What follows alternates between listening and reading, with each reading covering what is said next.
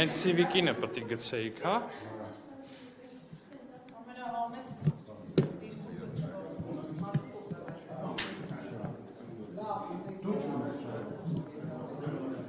Որտես մեկը պատրաստ եք, հարգելի գործ։ Բարև ձեզ, խնդրեմ։ Պարոն Ալեքսանյան, պիտի Մանավազյանը ասաց, որ դեռ վերջնական որոշում չունեք Արամ Վարդևանյանի փոխոսնակի պաշտոնում ընտրելու կամ չընտրելու վերաբերյալ։ Ինձ հետաքրքրում է ինչը կպայմանավորի ձեր որոշումը ընտրելու օրինակ եւ չընտրելուն արդյոք կարող է պայմանավորված լինել նրանով, որ Ուժեղ Հայաստանը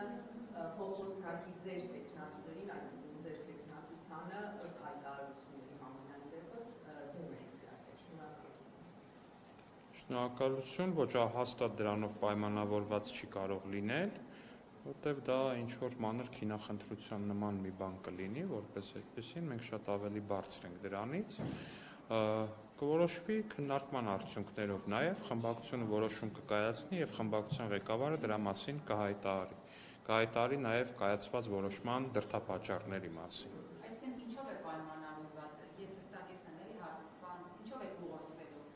Մանավազյանն ասում է հարցերին օրինակ ավելի հստակ չի պատասխանում, կամ ինչ-որ բան եք ակնկալում, որ նա պետք է ասի, բայց չի ասում։ Կոնկրետ ինչ եք ակնկալում Վարդևանյանից, որը կողմնորոշի ձեր քվեարկությունը։ Եվ եթե քվեարկեք ակցիա կամ ոչ խմբակցությամբ, թե այնքան ձայներ ինչքան պակասում օրինակ ընդդիմությանը։ Հարգելի Ռուզաննա, դուք հիմա տալիս եք ինձ հարցեր, որոնք ճիշտ կլինի տալ մեր վերջնական որոշումը կայացնելուց հետո։ Այսինքն, երբ որ մենք մեր վերջնական որոշումը կայացնենք, կներկայացնենք թե այդ որոշումը, թե այդ որոշման պատճառները որպես այդպիսի։ Ու նաև կհայտնենք քվեարկության ձևաչափը, եթե կողմը ինչպես է կողմ եւ եթե դեմը ինչպես է դեմ, ինչ չափերով եւ մնացածով, ինչ քվեների, ինչ քանակներով։ Խնդրեմ, պարոն Կիրակոսյան։ Պարոն Ալեքսանյան, ի վերջո ձեր եւ խմբակցության մյուս անդամների համար բարձ եղավ բարեկային ծառայությունը ուղեկցում էր պարոն Կոնջորյանի եղբորը, կամ Ավետ Կոնջորյանին թե ոչ, եթե ոչ չէր ուղեկցում, ապա դա ինչա պատահականություն է եղել, որ իրենք միաժամանակ եղել են այն մարդու տան մոտ, որին ըստ ինչպես հայտարարել է մյուս քվական կողմը Ավետ Կոնջորյանը հարյանքներ էր հիշեցել։ Այստեղ ամեն ինչ ձեզ համար բարձր թե ոչ, եթե արեք խնդրեմ հասարակության հետ որովհետև միջև հիմա տպավորությունն այնպիսին է, որ բարեկային ծառայություն ուղեկցում էր, որ պարոն Կոնջորյանի եղբայրը կարողանա ազատորեն սեռական բնույթի հարյանքներ։ Շնորհակալ եմ հարցի համար, պարոն Կիրակոսյան, բայց հենց դրա համար, որ տարատեսակ տպավորություններ չլինեն, կա հարուցված քրեական վարույթ, որի շրջանակներում կլինեն պատասխաններ։ Եվ ձեր նշած հարց միանշանակ կստանա իր պատասխանը, որպեսզի մենք այստեղ գուշակություններով չզբաղվենք, այսինքն չմտածենք դա պատահականություն էր արդյոք, որովհետև լինում է իրականում, որ մեքենա է զվարում, հետևից բարեկային ծառայության մեքենա է գնում։ Լինում է նաև, որ բարեկային ծառայության մեքենան ուղեկցում է, որպեսզի մենք այստեղ կներեք։ Ես օրինակ այս վերջերս Զեյթունում եմ ապրում, եթե չգիտեք, անցնում էի պարոն Կարապետյանի մեծ տան մոտով, հետևից այնպես էր ստացվել բարեկային ծառայության մեքենա էր, ազդանշաններ լսեցի, աչք քաշեցի, անցավ, գնաց ինչ-որ իր ծառայական գործերով առաջ էր գնում։ Դες լինում է, պարոն Կիրակոսյան, բայց չեմ պնդում, որ սա այդ դեպքն է ու այդ նման բան պնդելու ոչ իրավասություն ունեմ, ոչ ինչ-որ մի բան, պարոն Կիրակոսյան, կա քրեական վարույթ, որի ընթացքում ձեր նշած հարցերի պատասխանները կտրվեն, որպեսզի մենք այստեղ գուշակություններով չզբաղվենք։ Այսինքն կուսակցության համար այդ հարցը դեռ բարձ չի, պատասխանը բարձ չի։ Դե կուսակցությունը առանձին քննչական ծառայություն չունի, որի եզրակացության հիման վրա էթիկայի հանձնաժողով, բայց երբ որ կա քրեական վարույթ, այդ քրեական վարույթը բնականաբար առաջնային նույնիսկ ազգային ժողովի քննիչ հանձնաժողովները, երբ որ գալիս հասնում են մի հարցի, որը որ քրեական վարույթի շրջանակներում է, այդ հարցը շրջանցում են միջև քրեական վարույթը կստանա իր պատասխանները, խնդրեմ Civic-ին։ Շնորհակալություն, պարոն Ալեքսանյան, շնորհավորում եմ ձեզ ազգային ժողովի խոսնակապան տպելու արդիվ եւ հարցերս ազգային ժողովի մշտական հանձնաժողովների նախագահների տեխնատության շուրջ քննարկում եղել ընդդիմության հետ թե ոչ, որ հանձնաժողովներին նախապատվություն տվել, սա հարցն է եւ հարց 2, պարոն Ալեքսանյան, ինչ դուք խորհրդարանում ոչ ֆորմալ մակարդակում համենայնիվ պայմանավորվածությունների մակարդակում կառավարող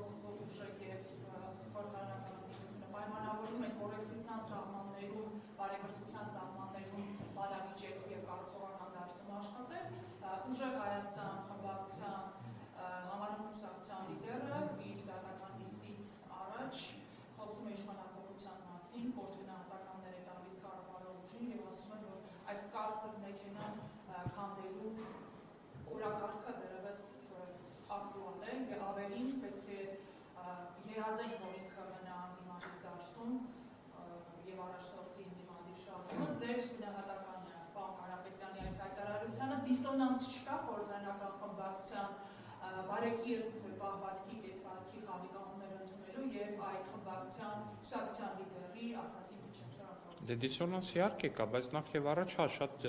մի ճիշտ արտահայտություն մեջ բերեցիք, որ կերազեն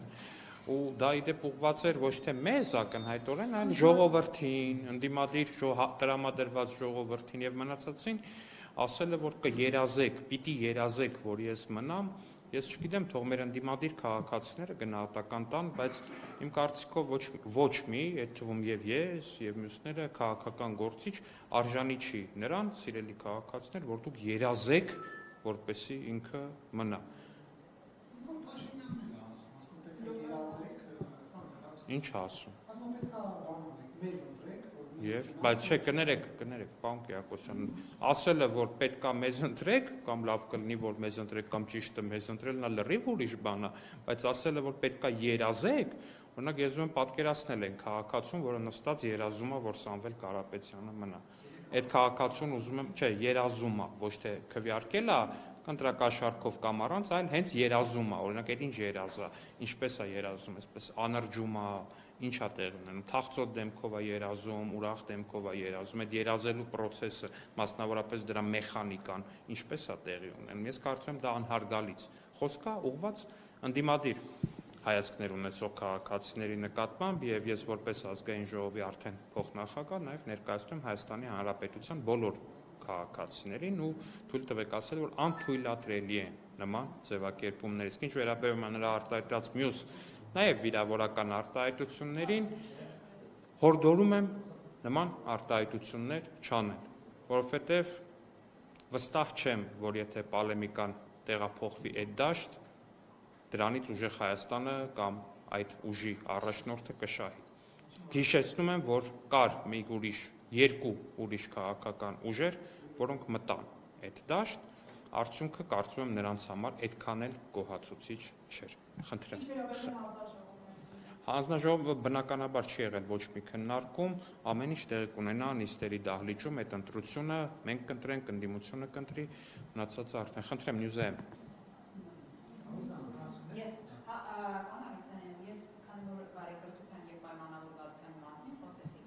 Երեք միջադեպից հետո հիմա եւ դուք եւ Ուժեղ Հայաստանի ներկայացուցիչները ասում են հարցը փակված է, միջադեպը կողմերը փաստորեն եկել են ինչ-որ համագործակցության։ Այսինքն ինչ համագործակցություն դուք քննարկել եք դրանից հետո, որ իրար հետ այլևս նման խնդիրներ չեք առաջացնել, որ ուսումնյութներ, ուրեմն հասկանամ ինչ համագործակցության մասին։ Համագործակցության, չգիտեմ ինչ մաս, ինչ համագործակցություն բառը,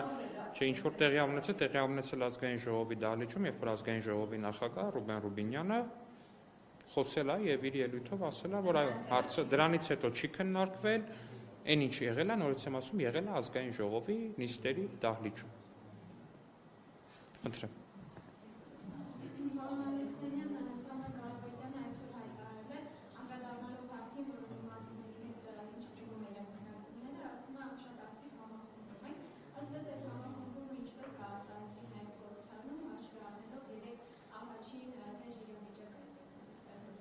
Դե տեսնենք, հիմա ես ինչ գործ ունեմ ընդդիմադիրների համախմբումը մեկնաբանեմ,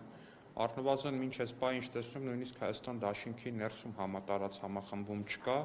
որքան հասկանում եմ Հայաստան դաշինքի տարբեր թևեր ու տարբեր ներկայացուցիչներ իրար հետ ինչ-որ հակամարտություն ունեն։ Աղվան Վարդանյանի մասնավորապես հետ կապված, որքան տեսնում եմ, ինչ-որ կրքերը չեն հանդարտվում, առնվազն մնացած կտեսնենք էլի։ Մի հատ ինձ թվում է պետք է այդ խմբակցությունները նախ եւ առաջ իրանք իրար ներսով մի հատ համախմբվեն, հետո մնացածը արդեն տեսնենք, խնդրեմ։ Քանի որ հենց իշխանությունը բարեբախտության կանոնները օրակարգ բերեց, բայց երեկվա միջադեպը ցույց տվեց, որ եթե անհրաժեշտությունը կա, օրինակ իշխանությունը կարող է լարվածություն ստեղծել ազգային ժողովում։ Հիմա դուք ճիշտ եմ հասկանում, որ չեք բացառում, որ հնարավոր է այդ օրակարգից շեղվել, նկատի ունեմ բարեբախտության օրակարգից շեղվել եւ անցնեք օրինակ ինչպես գումարման խորհրդարանում եղավ, գործը նույնիսկ խոսքը անցնի արդեն ձեռքի ուժին։ Նախ ես համաձայն չեմ ձեր տված գնահատականի հետ, որ իշխանությունը դուրս եկավ օրակարգից բարեկրթության, ես կարծում եմ, որ դրանից դուրս եկավ նախ եւ առաջ պարոն Կարապետյանը, այն ինչ տեղի ունեցավ ազգային ժողովի դահլիճում, հայլայնացում էր, Առաջինը Տարոն Չախոյանը ելույթներ։ Ում էր ցիտում Տարոն Չախոյանը։ ում էր ցիտում Տարոն Չախոյանը Ամենայն դեպս բարեկարգության վերաբերյալ այդ առաջարկությունը հնչել էր ազգային ժողովում։ Հա, եւ ազգային ժողովի ուժերի ներկայացուցիչները եւ լիդերները այդ թվում պետք է ինձ թվում դրան բանան էին, բայց այնուամենայնիվ ինչևէ այդ միջադեպը հարթված է, բայց եթե ձեր ասածն է, որ կարելի է մեզ վիրավորել ու մենք պետքա նույնիսկ մեզ վիրավորելու շրջանակներում, երբ որ մեզ վիրավորում են, մենք շարունակենք մնալ բարեկիրթ, ոչ մենք չենք շարունակելու մնալ բարեկիրթ, երբ որ մեզ վիրավորեն։ Եթե ձեր ասածն է, որ մենք պետքա շարունակենք մնալ հեզ եւ բարեկիրթ, երբ որ մեզ հարվածում են, ոչ մենք չենք մնալու հեզ եւ բարեկիրթ այն ընթացքում, երբ որ մեզ հարվածում են։ Ես ասում եմ, մեր նկատմամբ կցուցաբերեն հարգանք, կստանան տասնապատիկ ավելի շատ հարգանք։ Մեր նկատմամբ կցուցաբերեն անհարգալից վերաբերմունք, կստանան շատ ավելի շատ անհարգալից վերաբերմունք, իսկ հիմա շատ པարզ կանոն է, որը պահելը չափազանց հեշտ է եւ որի պայմանները առավել քան հստակ են, խնդրում հարց չտված գործընկերներից եթե կան, խնդրեմ, այս նորից կանք այսպես։ Պարոն Ալեքսանյան, հարցից վերաբերում մշտական հանձնաժողովներին եւ նախագահների տեխնացիներին, ես եթե ճիշտ հասկացա ձեր խոսքից, եթե ոչ ընդունեմ, այսինքն որ դուք ասում եք ամեն ինչ որոշվելու է ազգային ժողովի դատում։ Նկատի ունեք, որ դուք նախորդ վարչությունում ընտրված տեխնացիներին բոլոր 12-ին ներկայացնելու եք հանձնաժողովների նախագահների տեխնացիներ, տեխնացիները ներկայացնելու եք, թե այլուհանդերձ ընդդիմության ներկայացուցիչների հետ կգաք համաձայնության եւ կբաշխեք, այսպես ասած, թե որ հանձնաժողովի նախագահի պաշտոնում ընդդիմությունից թե իշխանությունից։ Չէ, դուք ինձ թվում է չեք հիշում, թե նախորդ գումարման խորհրդարանում դա ոնց է տեղի ունեցել, իդեպ պատմության մեջ առաջին անգամ, որտեղ միջև այդ այո, պրակտիկա կար, որ պայմանավորվում էին քաղաքական ուժերը, ինչը իդեպ այդքան վատ բան չէ, էլի, սա ինչ որ բանով չեմ ասում, արգահատանքով չեմ ասում, պրակտիկա կար, որ ուժերը պայմանավորվում, իսկ նախորդ գումարման ընթացքում Դոնթի բանաձևով, ինչպես առաջին երկու հանձնաժողովը ընտրում է քաղաքացիական պայմանագիրը։ Մեկ հանձնաժողով, հետո ընտրում է ուժեղ Հայաստանը, հետո էլի երկու հատ քաղաքացիական պայմանագիր ու հետո արդեն չեմ հիշում, թե կոնկրետ ոնց էր այդ թվաբանությունը, բանաձևը ոնց կա,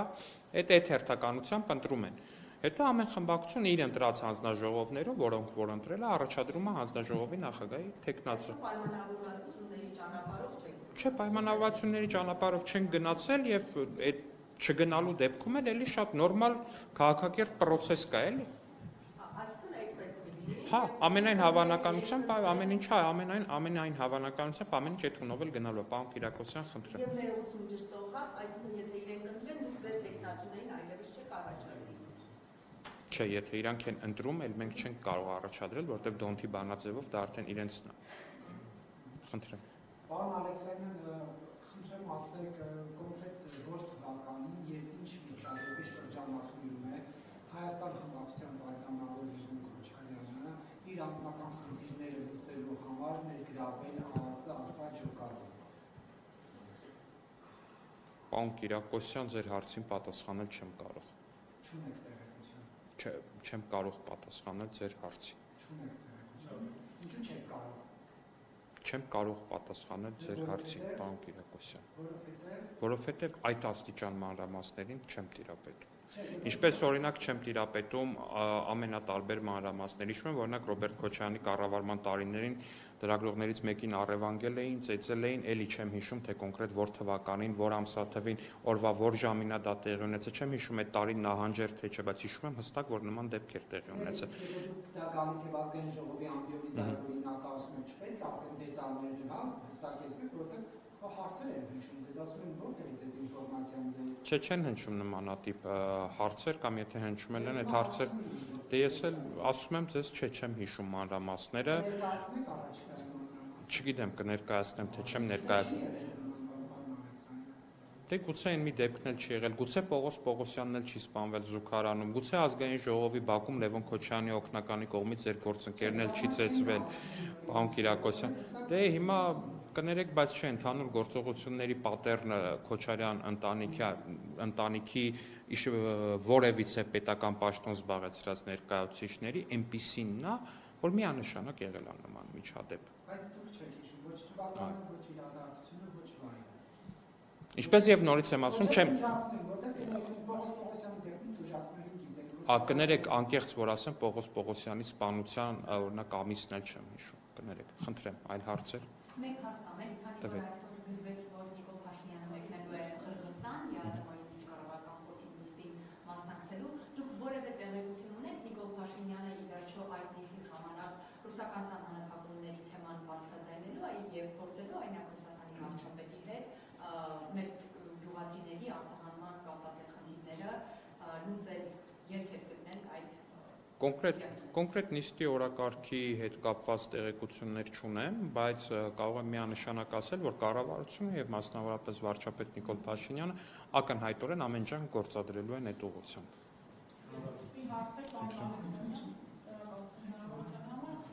Ամփոփելով խորհրդարանական աշխատանքի մի քանի օրերը պարոն Ալեքսանյան, ձեր տպավորությամբ խորհրդարանական ընդդիմությունը այս խորհրդարանում ինչ խորհրդարան է հաշվի առնենք այն մեսիջները, այն շեշտադրումները, որոնք դրվել են նրանց ելույթներում մարտի 1 եւ այլն։ Դե առնվազն առաջին օրվանից իսկ փորձեցին հասկանալ, թե ինչ ազգություններ է մոտիկից տեսել Ռուբեն Ռուբինյանը, հետո արդեն ամեն ինչ կարծես մնացած օրերի համար կարծես ինչ որ առանձնահատուկ պլանավորում չունեին ու հիմա բաց նավարկության մեջ է ընդդիմությունը, առանձնապես չեմ հասկանում, թե ինչ օրակարգ են հետապնդում։ Բացի հիմնական իշխանապողության օրակարգը, որի մասին Ես չեմ կարծում այդ օրակարգի ուղղությամբ էլ ինչ որ առնվազն ոչինչ չեմ տեսնում, ես ձեզ որ անկեղծ ասեմ։ Ոչինչ չեմ տեսնում։ Չգիտեմ, բայց դուք իմ գնահատականն եմ ասում, ոչ մի բան այդ ուղղությամբ էլ առանձնապես չեմ տեսնում։ Այսքանը, շնորհակալություն, հարգելի գործընկեր։